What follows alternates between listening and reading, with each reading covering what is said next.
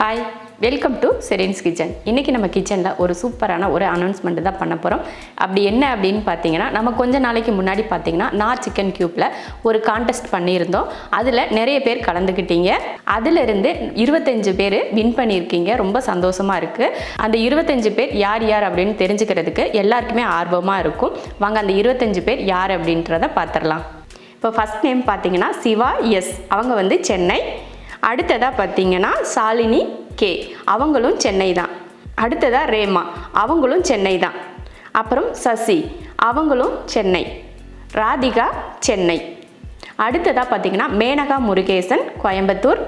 அடுத்ததாக ரோஹிணி சென்னை. நிலோஃபர் சென்னை. கவின் சென்னை. சசிகலா சென்னை. அப்புறம் சில்பா சென்னை. கிரீஜா கோயம்புத்தூர். விக்னேஷ் கோயம்புத்தூர். அடுத்ததாக ஜென்சி ராணி சென்னை. அப்புறம் சங்கீதா சென்னை. அடுத்ததாக பார்த்தீங்கன்னா மீனா கோயம்புத்தூர். லக்ஷ்மி சென்னை. என் வைஷ்ணவி கோயம்புத்தூர். எஸ் லோகேஷ் சென்னை. அடுத்ததாக பார்த்தீங்கன்னா சிந்து திருப்பூர். கோகிலா எம் வேலூர்.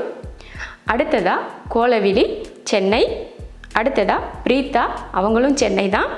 ராமேஸ்வரி சென்னை. சபரி கோயம்புத்தூர். இந்த 25 பேர் தான் நம்ம நார் சிக்கன் க்யூப்போட கான்டெஸ்ட்டில் கலந்துக்கிட்டு வின் பண்ணியிருக்கீங்க. கலந்துக்கிட்ட எல்லாருக்குமே ரொம்ப ரொம்ப சந்தோஷமான ஒரு வாழ்த்தையும் உங்களுக்கு நான் சொல்லிக்கிறேன்.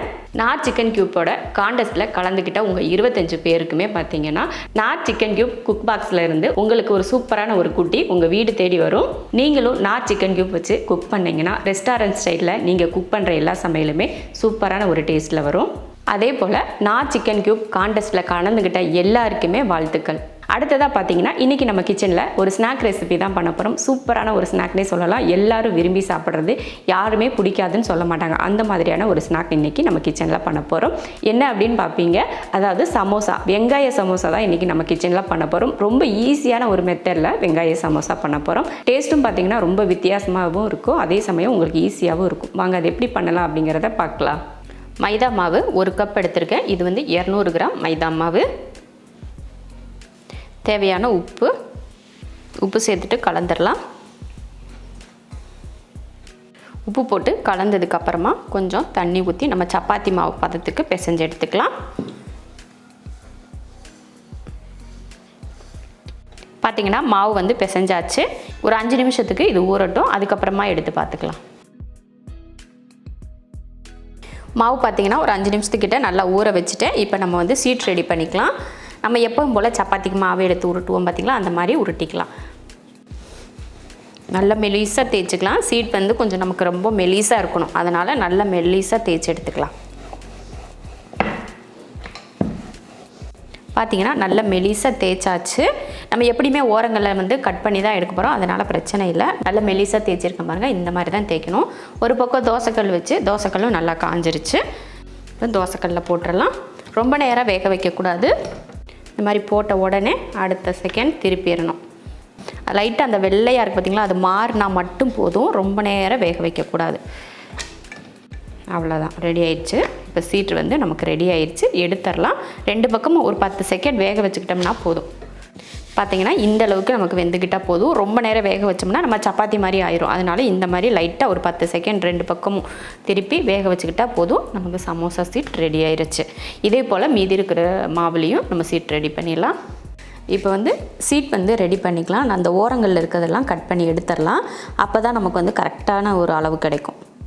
இந்த மாதிரிலாம் கட் பண்ணி எடுத்து ஒரு ஓரமாக வச்சிடலாம். அது கடைசியில் வந்து நம்ம பொரித்து சாப்பிட்றதுனா பொரித்து சாப்பிட்டுக்கலாம், சூப்பராக இருக்கும். இந்த மாதிரி நம்ம கரெக்டாக வெட்டி எடுத்துக்கலாம். பார்த்திங்கன்னா சமோசா சீட் வந்து நம்ம வந்து ரெடி பண்ணியாச்சு. அடுத்து வந்து இதுக்குள்ளே வைக்கிறதுக்கு மசாலா ரெடி பண்ணிடலாம். 3 பெரிய வெங்காயத்தை இது போல் நீல வாக்கில் கட் பண்ணி எடுத்து வச்சுருக்கேன். இதில் கொஞ்சமாக மல்லித்தலை சேர்த்துக்கலாம். அடுத்ததாக ஆம்ச்சூர் பவுடர் ஒரு 1/4 ஸ்பூன் அளவுக்கு சேர்த்துக்கலாம். 1/2 ஸ்பூன் மிளகாத்தூள், தேவையான உப்பு. இதில் தண்ணி எதுவுமே நம்ம ஊற்ற தேவையில்லை, அப்படியே நம்ம பிசைஞ்சிக்கலாம். கை வச்சே பிசைங்க, அப்போ தான் அந்த வெங்காயம் வந்து நல்லா அந்த ஒரு மாதிரி நல்லா மசாலாலாம் சேர்ந்து வர மாதிரி வரும். நம்ம ஸ்பூன் வச்செல்லாம் கலந்தோம்னா அந்த மாதிரி இருக்காது, தனித்தனியாக இருக்கும். அதனால் இந்த மாதிரி கை வச்சு நல்லா பிசைஞ்சோன்னா தான் அந்த வெங்காயத்துக்கு கூட அந்த மசாலா நல்லா வந்து ஒட்டும். அவ்வளோதான், வெங்காயம் வந்து ரெடி ஆயிடுச்சு. அடுத்ததாக ஒரு 2 ஸ்பூன் அளவுக்கு மைதா மாவு எடுத்திருக்கேன். அதில் கொஞ்சம் தண்ணி சேர்த்துக்கலாம். தண்ணி சேர்த்துட்டு கலந்துடலாம். அவ்வளோதான், பார்த்திங்கன்னா மாவு வந்து கலந்தாச்சு. இப்போ இதை தனியாக எடுத்து வச்சிடலாம். இப்போ வந்து சமோசா மடிச்சுக்கலாம். பார்த்திங்கன்னா இந்த மாதிரி மடிச்சுக்கணும். மடிச்சுட்டு எக்ஸ்ட்ரா இந்த மாதிரி நிறைய சீட் அதிகமாக இருந்துச்சுன்னா நம்ம கொஞ்சம் கூட வெட்டிக்கலாம். மடித்ததுக்கப்புறம் முதல்லையே நீங்கள் வந்து சின்னதாக வெட்டிட்டிங்கன்னா உங்களுக்கு மடிக்கிறப்போ பத்தாமல் போயிடும். அதனால் இந்த அளவுக்கு நம்ம செஞ்சு எடுத்துகிட்டு லாஸ்ட்டில் இப்படி மடிக்கிறப்போ உங்களுக்கு இங்கிட்ட எக்ஸ்ட்ரா இருக்குது அப்படின்னா கொஞ்சம் கட் பண்ணி எடுத்துக்கலாம். இல்லைன்னா மறுபடியும் கூட இந்த மாதிரி சுற்றி விட்டுக்கலாம். அது நம்ம விருப்பத்தை பொறுத்து நம்ம பண்ணிக்கலாம். இப்போ இதில் வந்து இப்போ மடித்தாச்சு. இதுக்குள்ளே வந்து நம்ம வெங்காயத்தை வச்சிடலாம். வெங்காயம் வந்து பார்த்து வைங்க. கரெக்டாக அந்த ஃபில்லிங் அந்த சமோசாவுக்குள்ளே எந்த அளவுக்கு வெங்காயம் வைக்கணுமோ அதை பொறுத்து நீங்கள் வச்சுக்கலாம்.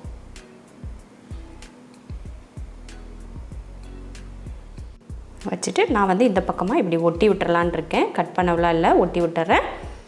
அடுத்து நம்ம இந்த மாதிரி வந்ததுக்கப்புறமா இந்த இடத்துல நம்ம வந்து மாவு வந்து தேய்ச்சிக்கலாம்.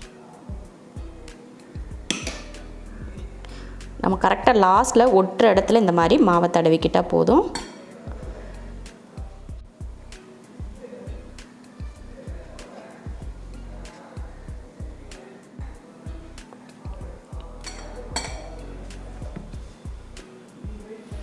நம்ம வந்து எக்ஸ்ட்ரா இருந்ததை வந்து கட் பண்ணலை, அதை அப்படியே நான் வந்து மேலே வந்து ஒட்டி விட்டுட்டேன்.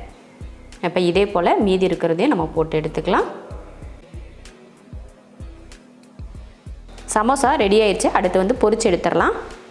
எண்ணெய் நல்லா காஞ்சிருச்சு. இப்போ ஒன்று ஒன்றா போட்டு பொரிச்சுக்கலாம்.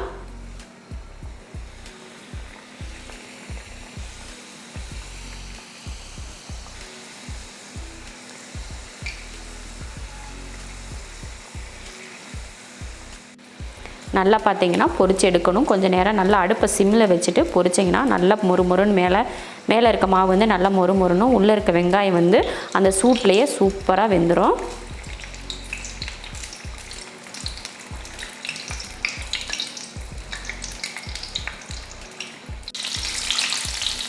பார்த்திங்கன்னா சூப்பராக வெந்துருச்சு பாருங்கள். நல்லா கலரும் பார்த்திங்கன்னா நல்லா கோல்டன் ப்ரௌனாக வந்துடுச்சு.